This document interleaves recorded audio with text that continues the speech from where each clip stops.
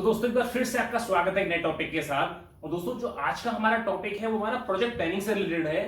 और आज के इस टॉपिक में हम आपको बताएंगे कि प्रोजेक्ट के अंदर क्रिटिकल पाथ कैसे निकालते हैं एक नेटवर्क डायग्राम के अंदर, और हम टोटल फ्लोट और फ्री फ्लोट कैसे कैलकुलेट करते हैं। दोस्तों टोटल फ्लोट और टोटल स्लैक एक बात होती है एंड फ्री फ्लोट और फ्री स्लैक एक बात होती है। तो हम आपको बताएंगे कि क्रिटिकल पाथ मेथड कैसे कैलकुलेट करते हैं नेटवर्क डायग्राम के अंदर, और टोटल फ्लोट और फ्री फ्लोट कैसे कैलकुलेट करते हैं एक नेटवर्क डायग्राम के अंदर। तो आइए दोस्तों शुरू करते हैं आज का अपना टॉपिक। तो दोस्तों सबसे पहले हम इसके लिए नेटवर्क डायग्राम बनाएंगे, और उसके लिए हमने एक चार्ट बनाया हुआ है। यहाँ पर ये हमारी एक्टिविटीज हैं, ये हमारा ड्यूरेशन है और ये हमारा प्रेडिसेसर है। तो एक्टिविटीज हमारी ABCDEFG के नाम से हैं। ड्यूरेशन का 4 दिन, 3 दिन, 5 दिन, 7 दिन, 2 दिन, 6 दिन, 5 दिन है, एंड ये इसके प्रेडिसेसर्स हैं। ठीक है, इसके बाद हमने इन एक्टिविटीज का ड्यूरेशन यूज करते हुए और प्रेडिसेसर यूज करते हुए हमने यहां पर एक नेटवर्क डायग्राम बना लिया है। ठीक है दोस्तों, ये जो हमने नेटवर्क डायग्राम बनाया हुआ है, इसको बनाने का तरीका मैंने एक ऑलरेडी वीडियो में डाला हुआ है, उसका लिंक मैं आपको शेयर कर दूंगा। तो आप कमेंट सेक्शन में या फिर डिस्क्रिप्शन बॉक्स में जाकर उस लिंक से उस वीडियो पर जा सकते हैं। तो यहां मैं आपको सिर्फ क्रिटिकल पाथ, टोटल फ्लोट और फ्री फ्लोट बताने के लिए हूं। तो इसीलिए ये मैंने ऑलरेडी जितना भी मेरा नेटवर्क डायग्राम है ये मैं बना चुका हूं, अपना कंप्लीट कर चुका हूं नेटवर्क डायग्राम। ठीक है, तो अब हम शुरू करते हैं कि हम अपना फ्री फ्लोट और टोटल फ्लोट कैसे कैलकुलेट करेंगे। तो दोस्तों अब हम आते हैं टोटल फ्लोट कैलकुलेशन पर कि TF या फिर टोटल स्लैक दोनों एक ही चीज होती हैं, हम कैसे कैलकुलेट करते हैं। ठीक है, तो दोस्तों इसके लिए एक बड़ा सिंपल सा फॉर्मूला होता है, इसमें आपको बहुत ज्यादा दिमाग नहीं लगाना है। Total float oblique total slack, total float equals to late finish minus late start of an activity. LS minus LS जो निकलेगा वो हमारा टोटल फ्लोट होगा, या फिर early finish minus early start, EF minus ES equals to जो भी निकलेगा हमारा वो भी टोटल फ्लोट ही निकलेगा। जैसे मैं बात करता हूं टोटल फ्लोट G के लिए, TFG, देखिए यहां पर LF minus LS which is equals to 22 minus 22 which is equals to 0, and अगर मैं निकालूं early finish and minus early start से, ठीक है, तो ये भी 17 minus 17 which is equals to 0। तो जो मेरा टोटल फ्लोट निकला G के लिए वो 0 निकला। ठीक है, अब दोस्तों इसकी कैलकुलेशन भी हम इसमें ही कर लेते हैं, वो ज्यादा आसान रहेगा हमारे लिए।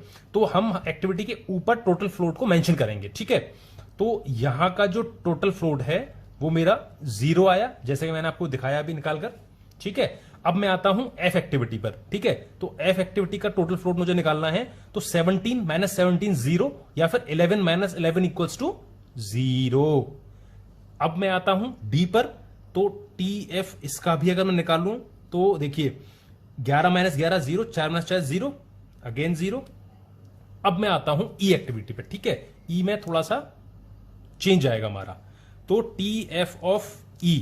तो देखिए यहां पर मुझे क्या करना है, 17 माइनस 11, 17 माइनस 11 6 निकला मेरा, और 15 माइनस 9 भी 6 ही आएगा। तो इसका TF टोटल फ्लोट जो आया मेरा वो मेरा निकल कर आया 6। ठीक है, E एक्टिविटी का।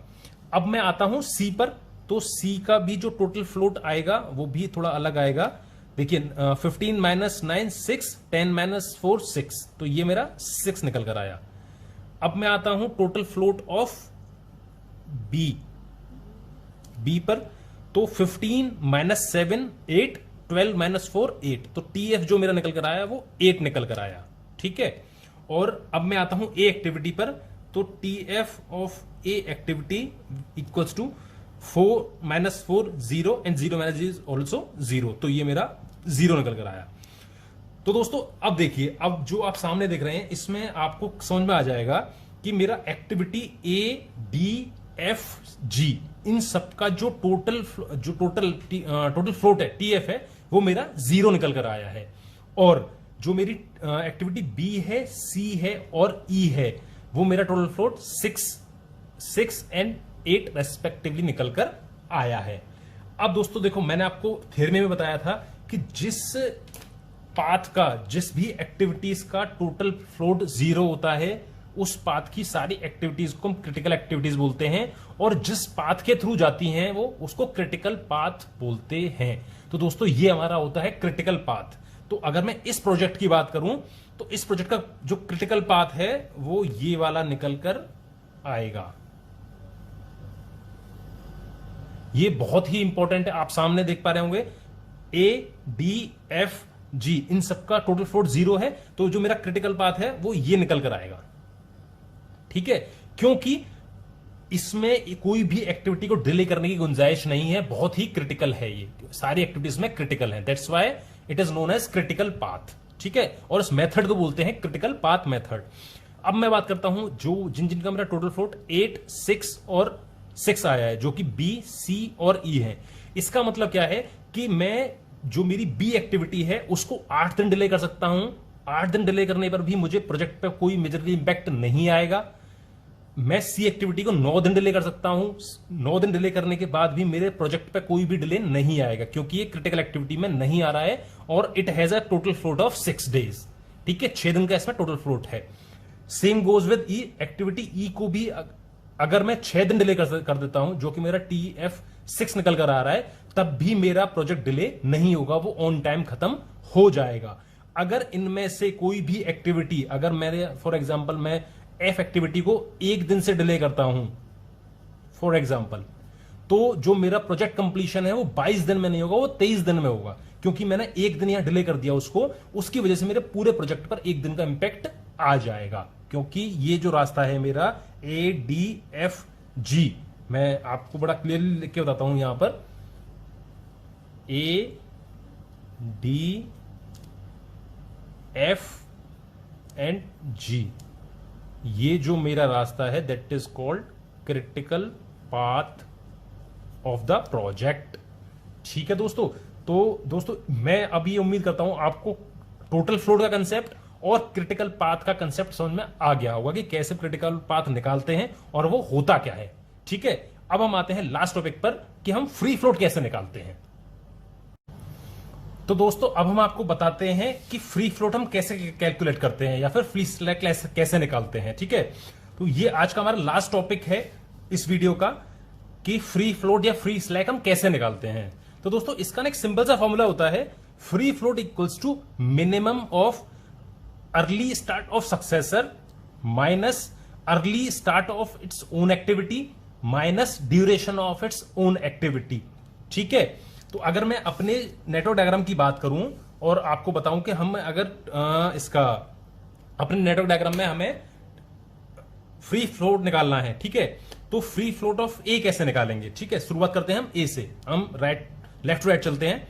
तो अब देखिए इसमें अगर मैं बात करूं ए एक्टिविटी में, तो minimum of success early start of successor जो कि मेरा 4 है, विद रेस्पेक्ट टू बी निकाल रहा हूं मैं इसको भी। ठीक है, तो ये मेरा 4 हो गया, minus early start of its own activity, early start of activity 0 है, 0 माइनस ड्यूरेशन ऑफ एक्टिविटी जो कि 4 है, तो यहां पर 4, तो यहां पर ये मेरा 0 आ गया, 4 माइनस 4 0। ठीक है, अगर आप इसको विद रेस्पेक्ट टू बी, सी या डी निकालेंगे तब भी ये सेम ही आएगा, क्योंकि 4 minus 0 minus 4 equals to 0 and 4 minus 0 minus 4 equals to 4।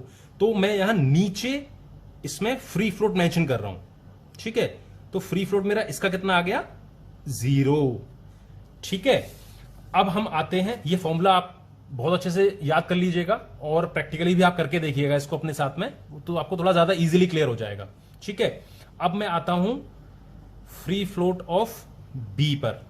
ठीक है, अब देखिए ये जो मेरा बी एक्टिविटी है, तो इसमें मैं फॉर्मूला लगाता हूं ES ऑफ सक्सेसर जो कि मेरा 9 है। ठीक है, 9 minus early start of its own, तो ये मेरा 4 है। ठीक है, बी का, माइनस ड्यूरेशन, तो जैसे आप ड्यूरेशन आप देख रहे हैं तो इसमें 3 ड्यूरेशन है इसका, तो माइनस 3। ठीक है, अगर आप इसको कैलकुलेट करेंगे तो ये मेरा 2 निकल कर आ जाएगा, 9 माइनस 4 माइनस 3, तो ये मेरा 2 निकल कर आ गया। तो मेरे पास जो फ्री फ्लोट है बी के लिए वो मेरे पास 2 है, तो ये मैं यहां नीचे कर रहा हूं, free float of B equals to 2। ठीक है, अब मैं अगेन निकालता हूं सी के लिए। तो देखिए सी के लिए भी मेरा जो सक्सेसर है वो 9 है, ई एक्टिविटी है जिसका कि अर्ली स्टार्ट 9 है, ठीक है। तो देखिए 9 minus early start of C minus duration, तो 9 माइनस 4 माइनस 5, ये मेरा जो आएगा वो 0 निकल कर आएगा। तो free float of C is equals to 0, ठीक है। मैं अंडरलाइन भी कर देता हूं इसको थोड़ी कंफ्यूजन खत्म करने के लिए। अब इसके बाद मैं आता हूं अपने डी पर, ठीक है। तो अब मुझे डी का निकालना है फ्री फ्लोट। तो अब देखिए सेम फॉर्मूले से मैं निकालूं तो इसका जो सक्सेसर है वो 11 है, मतलब इसका सक्सेसर 5 है जिसका कि अर्ली स्टार्ट 11 है।